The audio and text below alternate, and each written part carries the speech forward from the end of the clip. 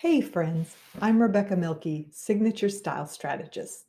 Last week in my video comparing capsule wardrobes versus head to toe outfits, the topic of clothing life cycle came up. So here I want to talk a little bit more about what I mean by that. If you have not watched that video, I will put a link to that one in the description box below this video and you can watch it now or watch it later or whatever. Here are three counterintuitive reasons you may want to only keep your clothes for one season. And I will get back around to clothing life cycle in this. So reason number one, you enjoy playing with trends, but you get tired of them really quickly. So some people call trends fads. I think of trends more as like a long trend cycle and a fad more like a short trend cycle. But sometimes there's like value associated to one or the other of those words. And so I'm going to use trend because it's more acceptable. And I don't want anybody to feel bad if they like trends. If you like playing with even fads, that's fine. That's great. If you know that you're going to buy something this year because it's fun and maybe next year you're going to be tired of it, don't feel bad. Just pass it on to somebody else. If it's perfect for you and you want to keep it, fine. But if that's what's fun to you and that's how your style works, this is all about being the youiest you, the most authentic you that you can be. So that's my first reason why you might want to just keep your clothes for one season, pass them on, not store them over till the next year. Okay, so the second reason is a completely, probably different group of people. And that is if you don't mind keeping a really small wardrobe and you can afford to buy new and you really don't have storage.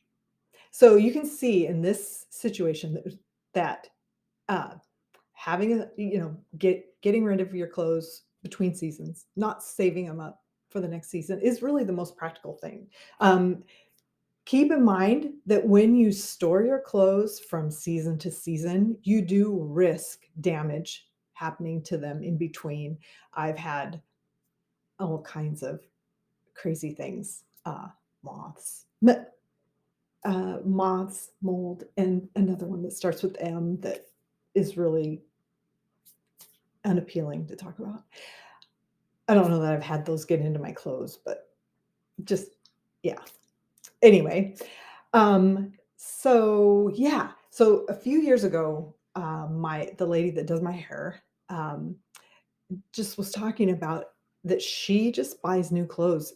She doesn't save her sweaters over from year to year. She just buys new the next year.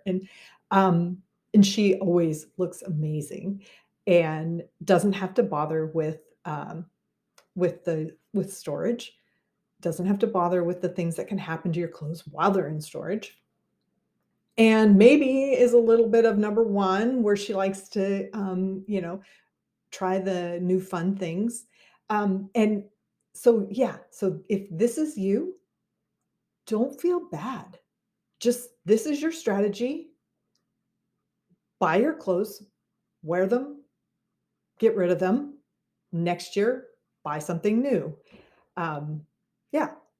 Okay. And then the third reason that I thought of that's counterintuitive. Any reasons are counterintuitive because we expect that. I mean, I think most people expect that you should keep your clothes for more than one season. So the third reason is if you buy your clothes used and or you wear them really hard, they might be worn out. And this is a big deal.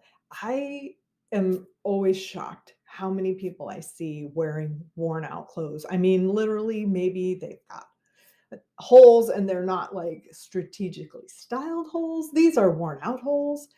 or stains. And, in a future video, maybe we can talk about like how to, if it's your favorite thing and you want to keep it, how you can incorporate, different style things. Okay, real quick. Uh, Look up visible mending. It's so fun. I have a little pair of pants that got a tiny little hole in them because a piece of hardware popped out of there. And I am going to uh, do just a little like embroidery stitch there, something fun, and see if I can't mend them. Okay. Um, or sometimes just like cutting something up and using it creatively, either for fabric or by adding stuff. I think I wrote a post on this not long ago. So if I did, I will also link that in the show notes or the description box below. Okay. Um, so yes, you should never feel guilty about throwing away clothes that are worn out if they're truly worn out. Um, and I don't really like the idea of making anybody try to feel, trying to make anybody feel guilty about anything. But here's what you could feel guilty about if you wanted to, or at least what you should question. Don't donate clothes that are worn out. Then you donate it to a nonprofit, and they are paying somebody in Washington State. They're paying somebody like $15 an hour or more to throw away your things. And you could have thrown that away yourself. Um, Here in Spokane, if you throw away something, throw away a garment that's truly worn out, it goes to the waste to energy plant. That's what they do with our garbage, and it gets burnt. Um, so if I mean, there are issues with burning clothes, but it is a lot better than sending it to, otherwise you send it to a nonprofit and their person sees that it's worn out, throws it in the garbage, and they pay for it to go to the same place that you could have sent it to. Or um, it gets baled so that you think that they're going to sell it, but who are they going to sell it to? It's worn out. So if it goes out on the floor, doesn't sell, it gets baled. Less than half of the clothes that go to the thrift store get sold. It gets baled, it gets sent to another country overseas, and then it ends up, it's not going to get sold there either.